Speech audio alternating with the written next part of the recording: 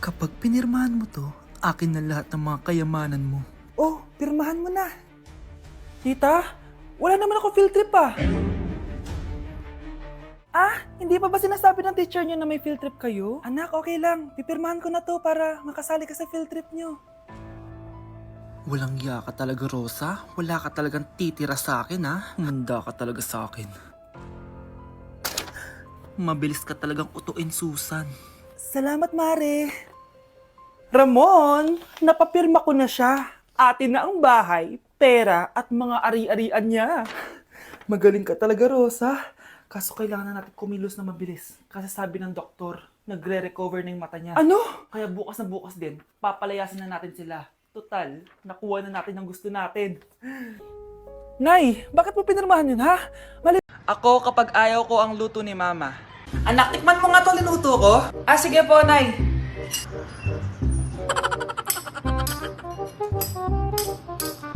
Nay, ba't ganito po yung lasa? Ayoko po nito.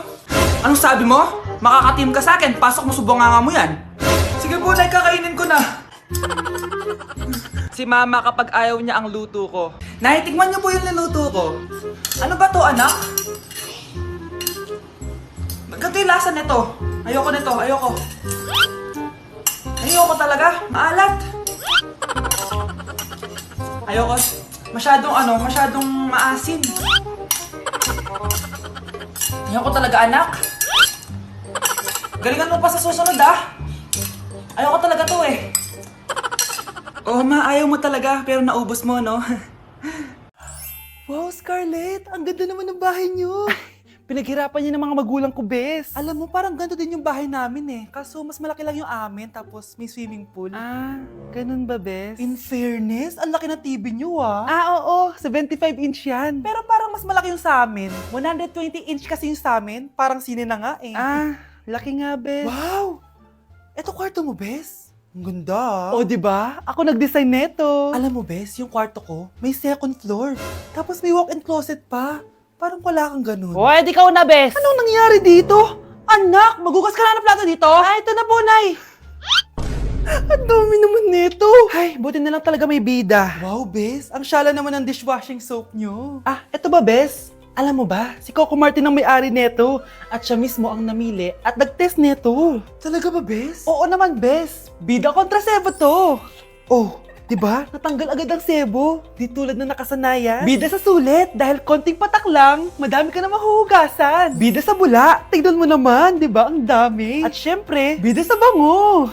Nakakasyala talaga yung lemon plus calamansi scent. Malinis ang amoy. Ang ganda nga niyan, bes. Pasado talaga sa akin tong gawang Pinoy. Kaya oras na para palitan ang nakasanayan. Dahil nandito na ang bida. Saan naman mabibili yan, bes? Mabibili to sa TikTok Shop at sa Suking Sari Sari Store. Available in 700ml, 200ml, and 20ml. Sobrang mura, di ba? Kaya bida sa bulsa. Bida sa linis. Bida sa buhay. Okay, class! Na-miss nyo ba ako? Bumalik na si ma'am! At dahil first meeting natin, hindi muna ako magli-lesson. Gusto nyo ba yon? Ma'am, pwede po kami kumain sa kantin? Sure! Oh, yung mga gustong kumain, kumain na. Gawin nyo na lahat ng gusto nyong gawin. Basta, today lang yan ha. Next week, magli-lesson na tayo. Grabe, ang bait talaga ni ma'am, no? True, be. Kaya favorite ko yan si ma'am, eh. Tara na, kain na tayo. Okay, class. What is the powerhouse of the cell? Scarlett?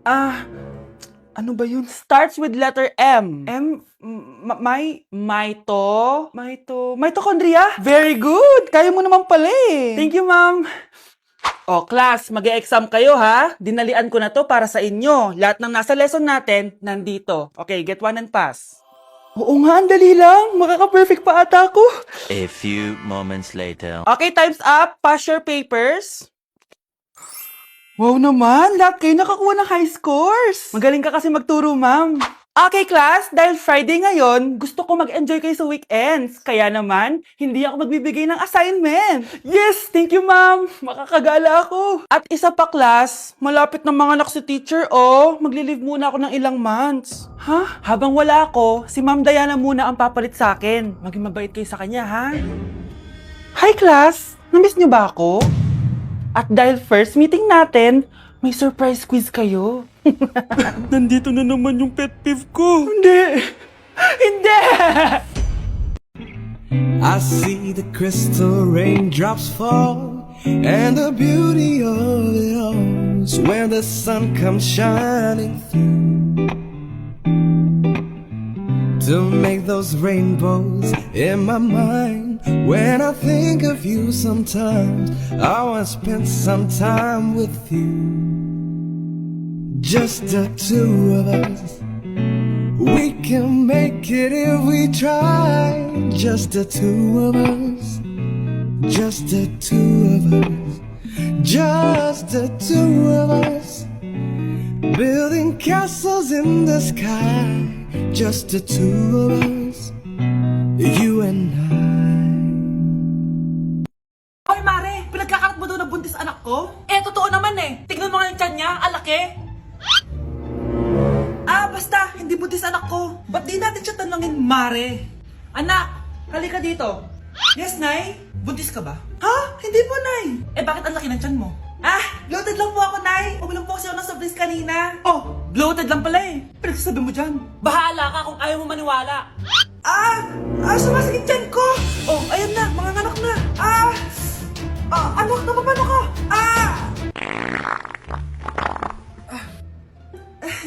Baho. Ang sakit. Parang iba na to, Nay. Anak, papiga ka. Anak, higa ka lang malalim, ha? Ire. Sige pa.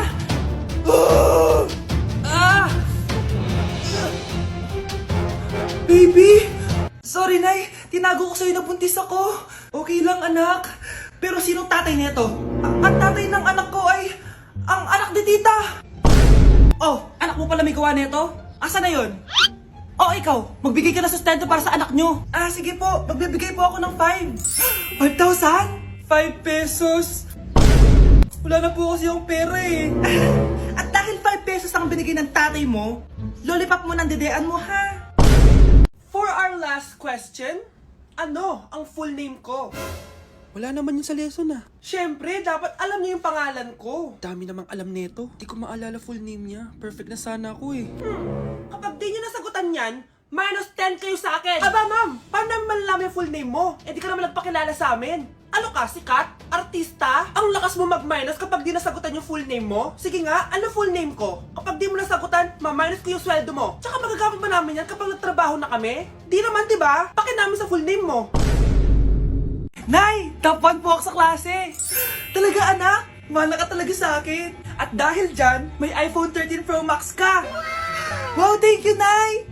Salamat, Google at Photomac. A few moments later.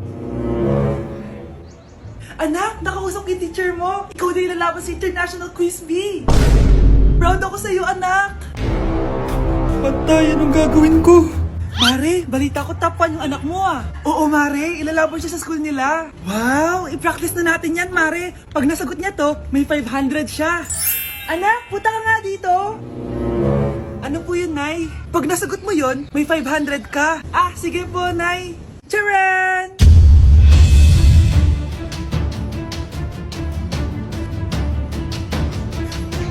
Ano, anak? Nay, di po talaga totoo na matalino ako. Kinukuha ko lang po yung sagot sa internet. Ma, sorry, Ma! Hoy, Mars, may nagpadala na regalo sa inyo. Pero bawal pa daw buksan. Sige, Mare, salamat Anak, may nagpadala na regalo sa atin. Ang laki naman neto, Nay. Kaso, bawal pa daw buksan. Sige po, Nay. A few moments later. Kabadrip, mga bobo kasi, mga bobo! Tutulog na lang ako. Savage!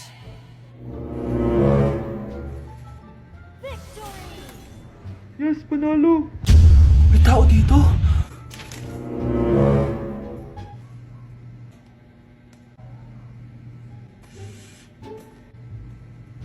One hour later. Anak, magtik si Mare. Buksan na daw natin. Sige po, Nay. Bubuksan ko na. 1, 2, 3. Surprise! Sakit Ay, sorry. Han, I miss you. Han. Managinip lang. Hoy, saan mo dadalhin yan? Itatapon ko na po, Nay. Wag! Akin na yan. Asan na yun? Bakit basura naman neto? Nandito tatay tatay mo, diba? Nung pinagsasabi niya, Nay, nasa ibang bansa si tatay. Hindi bata! Hindi bata! Babe? Yes, babe? Magpa 5 years na kasi tayo bukas, babe. Gusto ko na sanang i-level up yung relationship natin. Ha? Ayoko pa maging nanay. OMG! Will you marry me? Wait lang, parang nakita ko na yan. Seryoso ka ba, Michael? 299 pesos na engagement ring? Yun ba yung halaga ko sa'yo? Babe, hindi naman importante kung mahal yan or mura, di ba? Ang importante, nagmamahalan tayo. 5 years tayo! Tapos eto lang bibigay mo sa akin, ha? Hindi pa ba sapat yung magpapakasal tayo tapos magkakapamilya? Nag-expect ako sa'yo. Akala ko bibigyan mo ako ng bagong bahay, ng bagong sasakyan.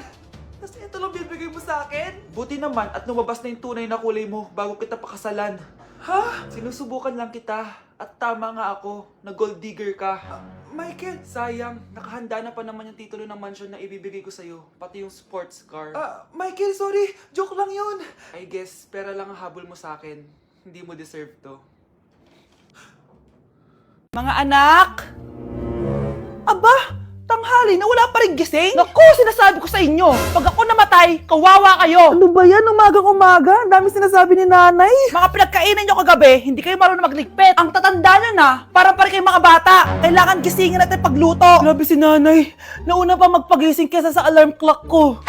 O Kyle, kakagising mo lang? Nay, hindi pa po ako natutulog. Ano?